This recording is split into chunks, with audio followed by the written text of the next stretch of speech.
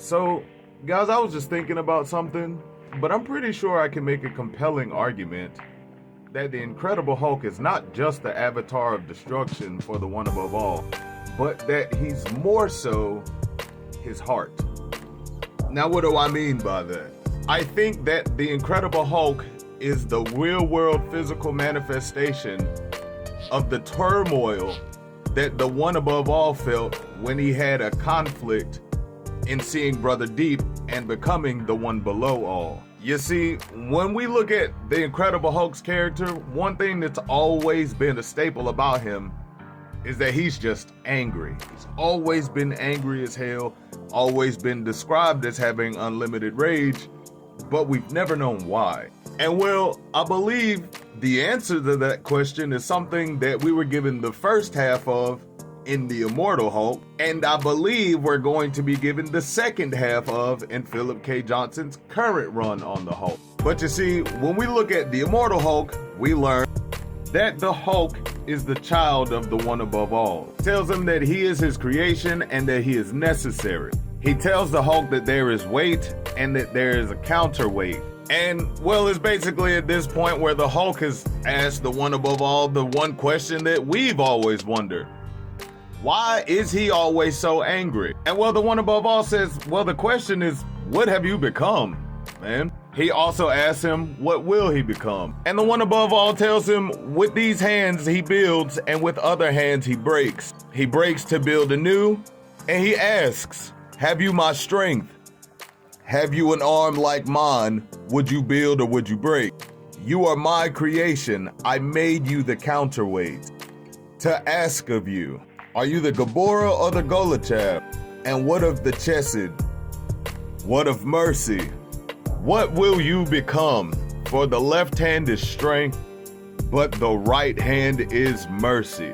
Now, when this first came out, this was kind of an ambiguous question and answer. Because the one above all basically tells him, dude, you're my power made manifest. The only question is, are you going to be destructive or are you going to be merciful? And we kind of saw the Hulk demonstrate some mercy when he, forgave the leader for doing all the crap he did. But then we get our second half of this answer in Philip K. Johnson's current run. Now I'm going to break this part down into two parts because half of what I'm going to go over is directly what's in the book.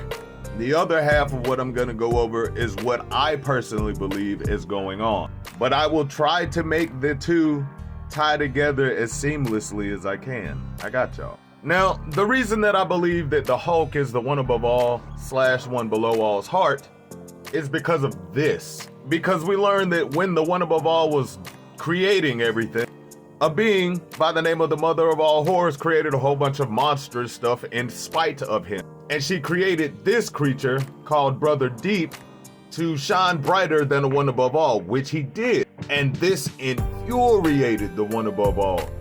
But up until this point, the one above all did not have any weapons besides love and creation.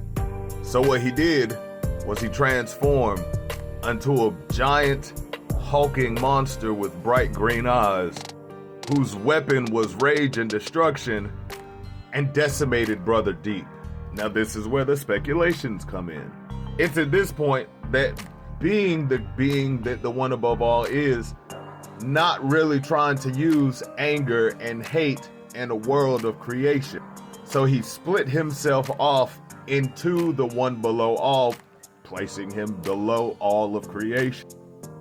But he could not leave this creature down there with the sum total of all of their destructive power. So he took that destructive power and placed it into a physical vessel, i.e. the Hulk, and then closed off the one below all behind the green door.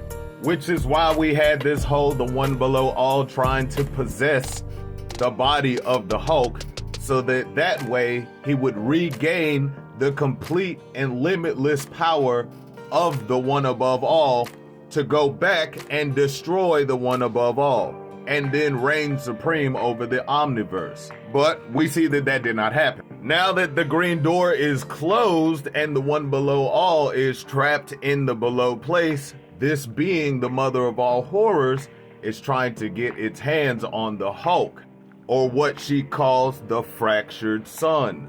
Now, this again goes into the speculation. When the one above all took all of that rage and destructive power out of the one below all and placed it into the Hulk, I believe that he also realized that he had to put just as much love in creation into the Hulk as he did rage and destructive power, which goes into the nature of the Hulk's character and why he has always just been portrayed as an innocent, if not dumb, character, and why his anger and power is always tempered by his rage. Because if we look at the character of the Hulk, he's never been an evil dude. Yes, he's always been a very angry dude, willing to destroy stuff, but even in some of his worst and angriest times, the good in him and the want to protect people and not just be immensely destructive, 9 times out of 10 wins out, which is why I believe is the reason he even asked the Hulk this in the first place. Because the one above all knows exactly what the Hulk is. He is the physical manifestation of not only all of his destructive power, but all of his love. And the question being, will you be the kind of creature who lets the love win out over the destruction? Now again, when we look at the narrative of the Hulk's story, since he's come out, that's always been the question. Sure, you're angry, and sure, you could absolutely decimate every single thing in your path. And again, this proved this, because even though this was Toba getting the body of the Hulk, this wasn't the Hulk getting the power of Toba, since Toba couldn't do anything in the real world. This was him getting the power of the Hulk. The Hulk has always had whatever power he's needed to do every and anything. And it's always been the question of, will you do it? This just showed us what would happen if he decided to do that.